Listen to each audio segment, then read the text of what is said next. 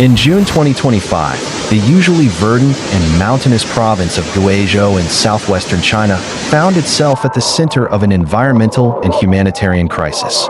Days of unrelenting rain led to flash floods, river overflows, and landslides that caused substantial infrastructural damage and disrupted the lives of hundreds of thousands of residents. As emergency sirens echoed across the towns of Rongjiang, Kaili, and Anshuan, local governments were forced to issue evacuation orders, triggering one of the largest coordinated response efforts in the region's recent history. Guizhou, often overshadowed by more populous Chinese provinces, is no stranger to heavy seasonal rain. Yet the intensity and persistence of the June 2025 storms were anomalous even by local standards. Meteorologists link the phenomenon to climate patterns associated with this year's strong El Niño cycle, which is known to drive erratic weather events across East and Southeast Asia. Meteorological background. What triggered the storms? From June 17th onward, a series of slow-moving monsoonal systems parked themselves over southern China, funneling vast quantities of moisture from the South China Sea into the interior regions.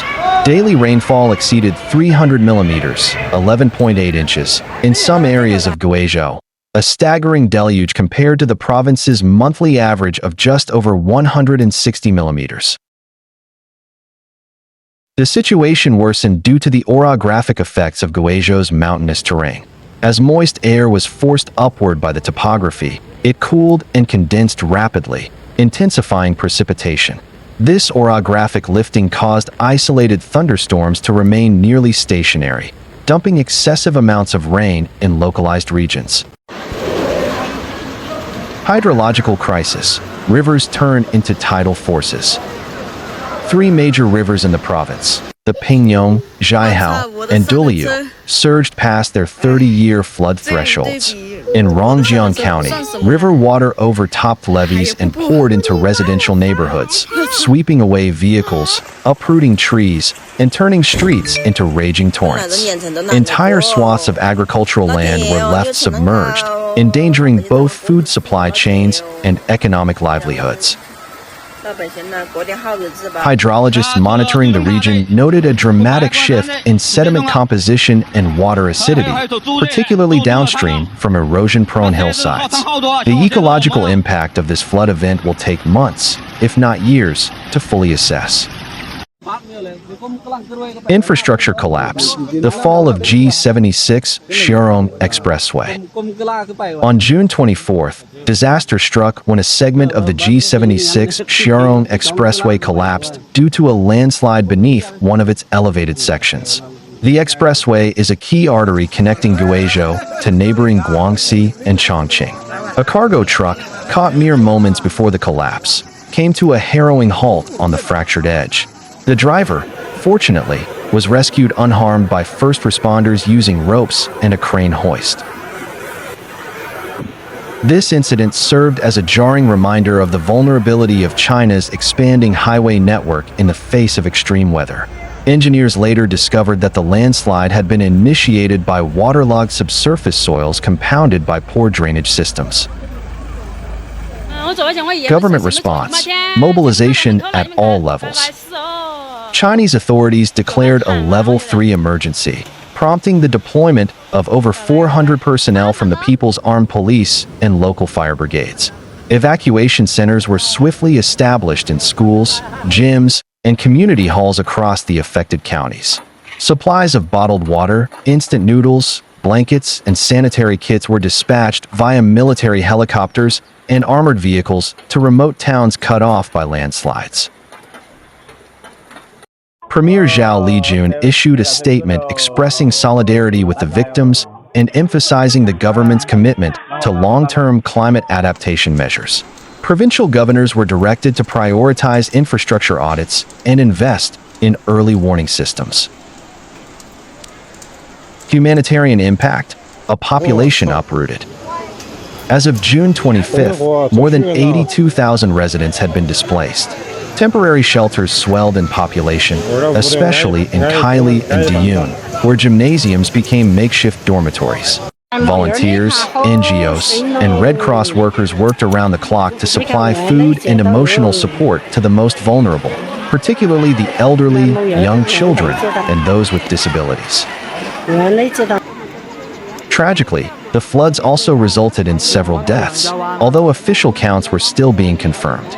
In some townships, families remained separated due to broken communication lines. The psychological toll, particularly after recent landslides in May that killed 4 and left 17 missing, was evident in the quiet grief and anxiety that filled many emergency shelters. Economic repercussions, agriculture, industry, and trade. Guizhou's economy, long dependent on agriculture and mineral extraction, suffered a double blow. Paddy fields flooded during the pre-harvest season, destroying rice crops that communities rely on both for sustenance and trade. Road closures and rail interruptions severed export links to regional markets, affecting everything from coal shipments to artisanal crafts from local ethnic Miao communities. Initial assessments suggest damage exceeding 1.2 billion yuan, approximately $165 million, with long-term recovery costs projected to triple that amount once reconstruction and social support services are accounted for. A history of precedent: floods in Guizhou. While 2025's flooding is one of the worst in recent memory, Guizhou has experienced similar catastrophes in the past. In 2010, torrential rains led to flash floods that killed 132 people across the province. In 2017, another storm system washed out several towns in Qiandongnan Prefecture, prompting questions about the sustainability of building practices in high-risk zones. Many experts are now calling for a comprehensive review of zoning laws and environmental regulations. "We are building faster than the Earth can absorb," says Professor Lin Zhang of Guizhou University's Department of Geography. "Until we respect the natural constraints of our terrain, these floods will remain a recurring nightmare."